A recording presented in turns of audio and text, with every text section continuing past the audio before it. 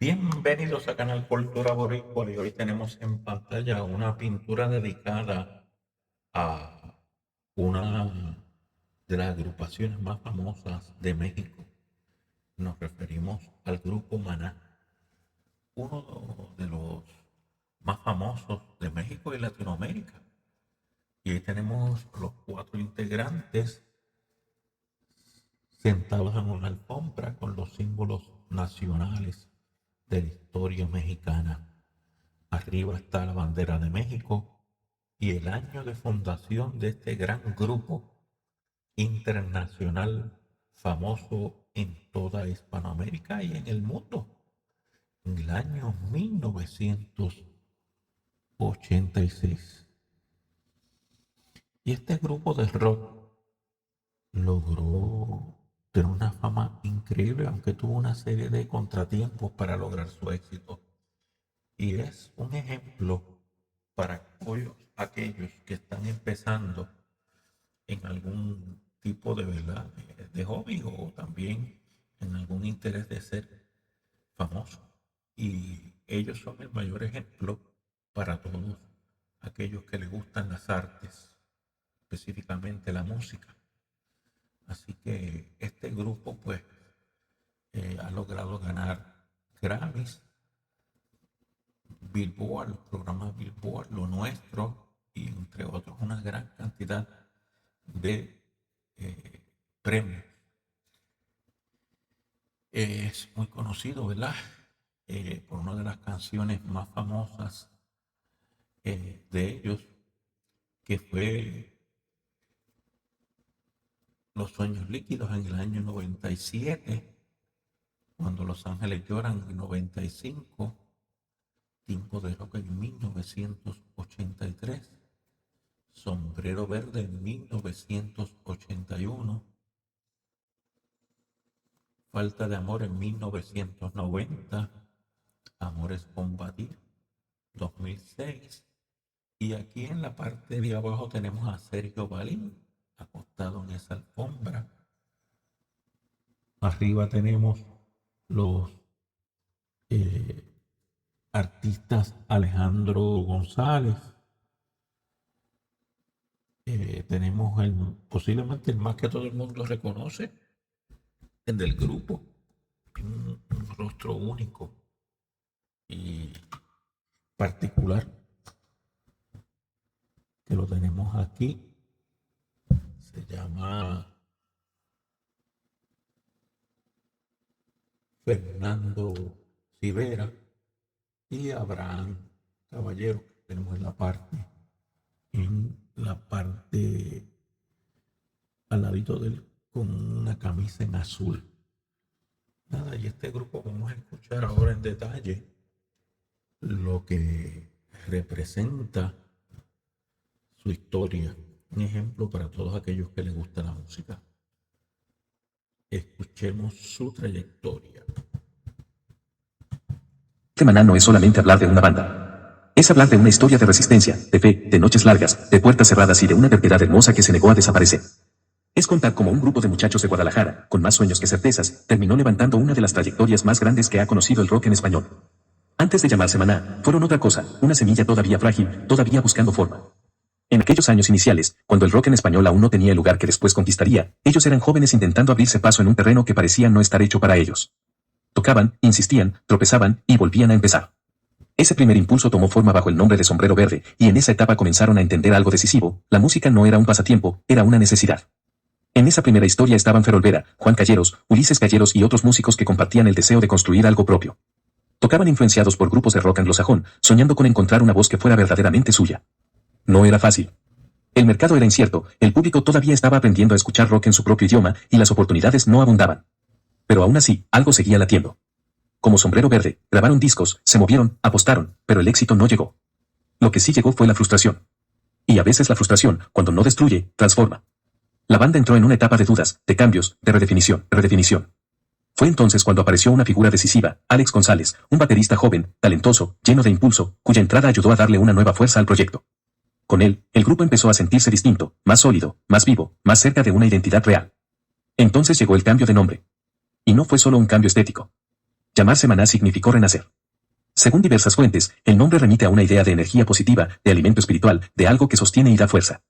No pudo haber sido más apropiado. Porque eso fue exactamente lo que la banda hizo con su propia historia, alimentarse de sus caídas, convertir el cansancio en impulso y tomar la incertidumbre como combustible. En 1987 lanzaron su primer álbum como Maná, un disco homónimo que no cambió todavía su destino. No fue el golpe de suerte que muchos esperan cuando comienzan una nueva etapa. El recibimiento fue tibio. El reconocimiento seguía lejos. Y quizá ese fue uno de los momentos más oscuros de su recorrido. Porque después de cambiar de nombre, de apostar otra vez, de volver a creer, el mundo todavía no parecía escucharlos. Hay algo profundamente humano en esa etapa de Maná, estuvieron cerca de rendirse. No porque no tuvieran talento, sino porque a veces el talento no basta cuando el tiempo no te responde. La historia de los grandes grupos suele contarse desde los escenarios llenos, desde los premios y los himnos, pero la verdad es que muchas veces todo pudo haberse acabado mucho antes. Y con Maná, eso casi ocurrió. Entonces apareció la canción que les cambió la vida, Rayando el Sol. Más que un sencillo exitoso, fue un acto de supervivencia. Fue la canción que los rescató cuando estaban al borde del silencio. En ella había melancolía, deseo, desesperación, belleza. Y quizá por eso conectó tan profundamente con la gente. Porque no sonaba fabricada, sonaba verdadera. Era el eco de alguien que ha esperado demasiado, de alguien que duele y aún así sigue cantando. Cuando el público la abrazó, Maná entendió que, por fin, su voz había encontrado destino. Con Falta Amor, la banda empezó a dejar atrás la sombra de la incertidumbre. Ya no eran solo músicos luchando por una oportunidad, empezaban a ser una promesa real del rock latino. Pero lo que vino después fue todavía más grande. En 1992 apareció Donde jugarán los niños, y con ese disco Maná dejó de pertenecer únicamente a México para convertirse en una voz de toda América Latina. Ese álbum no solo fue exitoso, fue histórico. La biografía oficial de Maná lo reconoce como el disco de rock latino más vendido de todos los tiempos. Y no cuesta entender por qué. Allí estaban canciones que todavía hoy atraviesan generaciones, Vivir sin aire, Oye mi amor, Como te deseo, De pies a cabeza. Cada una tenía un pulso propio, pero juntas construían un universo emocional en el que cabían el deseo, la nostalgia, la rabia, la ternura y esa mezcla tan latinoamericana de alegría y herida. Lo más impresionante no fue solo el éxito, sino la manera en que Maná logró conectar con millones sin perder humanidad. Su música sonaba masiva, sí, pero no vacía. Había una emoción reconocible en sus letras, una forma directa de hablar del amor, del desamor, del deseo y del dolor. Fer Olvera, como voz y compositor central, se convirtió en una pieza esencial de esa conexión, escribía desde un lugar íntimo, pero lograba que lo íntimo se volviera colectivo. Con el tiempo, la banda siguió creciendo. Hubo cambios internos, nuevas incorporaciones, reajustes inevitables. Y en esa evolución apareció Sergio Ballín, cuya llegada ayudó a consolidar otra etapa creativa del grupo. El sonido de Maná se hizo más amplio, más refinado, más internacional, sin dejar de sonar cercano. Esa es una de sus mayores virtudes, crecer sin romper el hilo emocional que une una canción temprana con una canción madura. Luego vinieron discos como Cuando los ángeles lloran, Sueños líquidos, Anti-The Unplugged, Revolución de amor, Amar es combatir, Drama y luz y cama incendiada. Cada uno mostró una faceta distinta del grupo. Algunas veces más introspectivos, otras más luminosos, otras más experimentales. Su música se movió entre el rock, el pop, el reggae, la balada y los ritmos latinos, pero siempre conservó una identidad reconocible. Uno escucha una canción de Maná y, aún sin verla firmada, sabe que hay algo suyo en esa melodía, en ese golpe de batería, en esa forma de entrarle al corazón sin pedir permiso. Pero sería injusto reducir la historia de Maná a sus ventas o a sus premios. Claro que los premios existen, y son muchísimos: Grammy, Latin Grammy, Billboard, reconocimientos internacionales, una estrella en el Paseo de la Fama de Hollywood, homenajes a su trayectoria y récords de asistencia. Pero en el fondo, lo que ha sostenido a la banda no es la estatuilla, es el vínculo. Esa relación casi sentimental que han construido con su público a lo largo de décadas. Porque Maná no pertenece solo al mundo de la industria musical, pertenece también a la memoria emocional de millones de personas. Sus canciones han sonado en despedidas, en reencuentros, en viajes largos, en noches de fiesta, en momentos de pérdida, en historias de amor imposibles y en historias que sí llegaron a quedarse. Hay grupos que triunfan. Y hay grupos que acompañan la vida. Maná logró ambas cosas. Su dimensión humana también se refleja en su compromiso social y ecológico. A través de la Fundación Selva Negra, mencionada en la biografía oficial de Maná, la banda extendió su voz más allá del escenario. No se conformó con cantar, quiso intervenir, alertar, defender, participar. En tiempos donde muchos artistas prefieren no arriesgar su comodidad, ellos hicieron de sus convicciones parte de su identidad. Ese activismo no es un adorno en su historia, es una extensión natural de lo que siempre ha estado en sus canciones, una preocupación por la vida, por la tierra, por la dignidad humana. Con el paso de los años, Maná no se volvió un recuerdo, sino una presencia persistente. Su biografía oficial destaca que han vendido más de 45 millones de copias, mientras que otras referencias elevan la cifra a más de 50 millones, y subrayan hitos como sus récords en arenas de Los Ángeles y su papel pionero como una de las bandas latinas más grandes de todos los tiempos.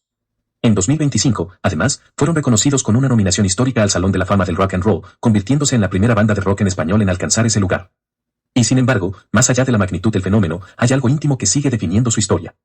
Quizá porque todo empezó con incertidumbre. Quizá porque su grandeza no nació del privilegio, sino de la insistencia. Maná no es solo la historia de un grupo exitoso, es la historia de una voluntad que se negó a quebrarse. De unos músicos que atravesaron el fracaso, el cambio, el desgaste y la duda, hasta encontrar una forma de permanencia que no depende de una moda ni de una época. Por eso, cuando se habla de ellos, no basta con enumerar discos ni premios. Hay que hablar también del temblor humano que hay detrás, el de unos jóvenes que querían ser escuchados, el de un cantante que casi renuncia, el de una banda que encontró en una canción la posibilidad de salvarse, el de millones de personas que descubrieron en su música una forma de decir lo que a veces no sabían cómo nombrar. Maná, en el fondo, es eso, una mezcla de herida y celebración. Un grupo que nació desde abajo, que se hizo enorme sin dejar de sonar cercano, y que convirtió su travesía en una banda sonora continental. Su legado no está solo en lo que vendieron, en los escenarios que llenaron o en los premios que acumularon. Está en algo más difícil de medir, en la emoción que siguen provocando, en la memoria que despiertan, en la manera en que sus canciones todavía logran que alguien, en cualquier rincón del mundo hispano, sienta que esa música le está hablando directamente al corazón. Gracias por tu tiempo. En este canal estamos comprometidos con la historia de Puerto Rico y con aquellas personas que han dejado huella en la historia de los puertorriqueños. El Grupo Maná ha venido en muchas ocasiones a Puerto Rico y siempre ha tenido muchos seguidores y, y es un puro ejemplo para aquellos jóvenes que están en el área de crear bandas de rock o de otros géneros musicales. Gracias por tu tiempo. Continuamos pintando y dibujando para Puerto Rico y el mundo. Hasta pronto.